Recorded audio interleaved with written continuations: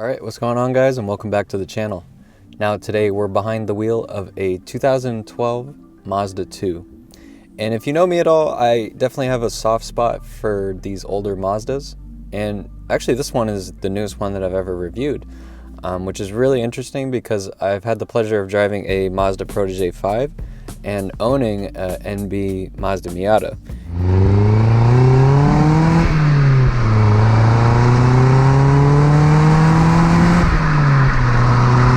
I feel like this car kind of fits in between that. It's a little bit smaller than the Protege 5, but it's a little more spacious in terms of the Miata, and definitely has some like similar driving characteristics here and there, but we'll go into more detail as the video goes on. So all we're going to be doing today is taking this car out on the road, looking over the exterior as well as the interior, and then giving my overall thoughts on the driving experience. And on this pretty crispy, chilly day in Seattle, we're just lucky that it's not raining out right now, so I think we'll be able to get some pretty cool shots, and I'm just really excited to drive this car. So without further ado, let's get this thing on the road and see how it drives. And before we get into the video, I did want to make a quick announcement that I've started streaming on Twitch, so linked down below will be the link to my profile. But with that being said, let's get back to the video. Alright, so when hopping into the interior of this car, you're immediately going to know that you're not in a fancy car. This is bare bones, economy, budget car. I mean, when this car came out new, it retailed for 15 grand. You do get the remote keyless entry, you get power windows, power locks. The aftermarket radio is not what comes stock. The climate control is very basic. It's just these knobs that you just turn to, you know, like you would in any other car. There's no crazy technology here, no backup cameras, and no nonsense, as I would say. The driving position is really good for what it is. As soon as you hop in, the seats are very comfortable, very plush. So this could be a car that you could drive a pretty long distance and you wouldn't feel too fatigued or anything like that, as well as a button to turn off the traction control. The 3-spoke steering wheel, it's got a nice 9-3 grip. But, you know, besides that, the row in the transmission, I will say, is a lot longer than I thought it was going to be. For some reason, it feels like maybe a short shifter would feel really nice in this car, but I don't know. Just some feedback on me just hopping in on this thing. And what's nice about this car too is it really plays to the idea of this car being really fun. So everything about it, even the front end of the car, it looks kind of like it's smiling. A lot of other cues that will kind of bring you into that is just the color of it overall. I mean, I kind of wish more automakers were more bold with the choice that they would make, especially with colors nowadays. It kind of feels like you'll see a lot more people going with a black, gray, or white color scheme just because it's easier to sell. But when you have something like this in a bright, bold green color, it makes the car more interesting, and it really brings out more of the body lines too. Now, in terms of space, this is kind of one of the shortcomings of having a smaller hatchback. Now, if you're going to compare this car to its competitors, the Ford Fiesta and the Honda Fit, you're immediately going to notice that it's the smallest of the bunch. But not to say that it's not practical in any ways.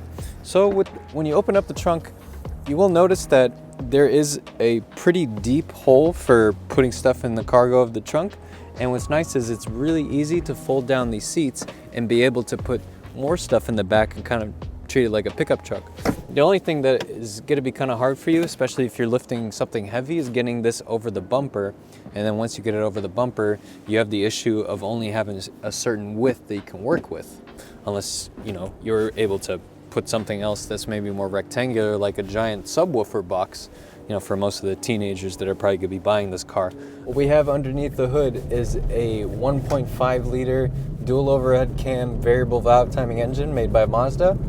And the great thing is that this car is so light that you really don't need a lot of power. It can feel like, you know, when you say the power figure out loud, that it's kind of concerning, saying that it only has 100 horsepower. So just to give you guys a quick backstory on how I got behind the wheel of this car in the first place, is this is actually my friend CY's car. And I actually met CY from Turo, and it was actually just from renting out his Suzuki SX4. And if you haven't seen the video on that, I really recommend checking it out, and I'll make sure to leave a link above if you want to check it out. And he has quite an interesting collection of cars, and what really gravitated me towards wanting to drive this is the fact that he has two of them, and this one in particular he actually uses to rallycross. So the day before I picked up this car, he literally took it to a rallycross event, had a blast in it, drove it home, and here I am today driving the car. And the other case too is that this car is very durable. I mean, those rallycross events are no joke. Even on a paved track and stuff, it's really pushing the car to its limit. And in the class that he's racing in, which is the all-stock class, this car is basically stock for what it is. The only real difference is the wheels and tires are off of a NA Miata. And I will say that there is a testament to that as I'm driving this, that the car, even though I'm not going absolutely nuts like I'm going on a rallycross course, it feels very peppy and alive. Even at only 100 horsepower, it's really remarkable how zippy and zingy it is. And it helps too that the car weighs as much as my toaster oven. I mean, the car feels so incredibly light, and it's so reactive to everything that I throw at it. And the cornering ability, it just feels like a little puppy dog that just wants to jump out of its cage. It's really fun. It really reminds me of like an NB Miata in a weird way, but it feels much more stable and much more civilized, as in the Miata you just kind of feel like you're on a constant roller coaster. There's just like that overall sensory effect of so many things going on. But with this, I mean, if you really wanted to calm things down, you could just kind of waft around and it'll get things done, and you could throw stuff in the back. Whereas you put a small backpack in a Miata and you're pretty much at maximum capacity. And I just like the funness of it too.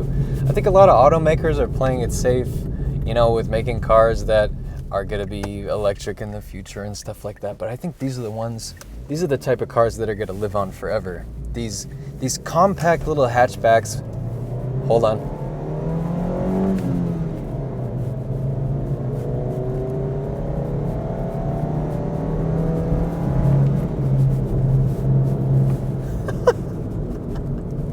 But it's just a shame that in America, not too many people are very familiar with the idea of using a manual transmission nowadays.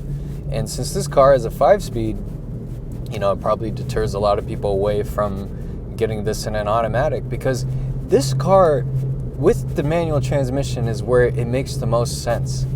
And something that's worth mentioning too is that it has a dash-mounted shifter. Now, in terms of more traditional layouts for other cars, you'll find that the shifter is usually down in the middle, kind of where the transmission tunnel would be, you know, if it was a rear-wheel drive car. But since this car is front-wheel drive, you could basically place the shifter wherever you want. And they put the shifter up here on the dash, so when you think in like a driving scenario on a track, when you're taking a corner really hard, you know, you don't want to keep your hands off of the wheel for too long.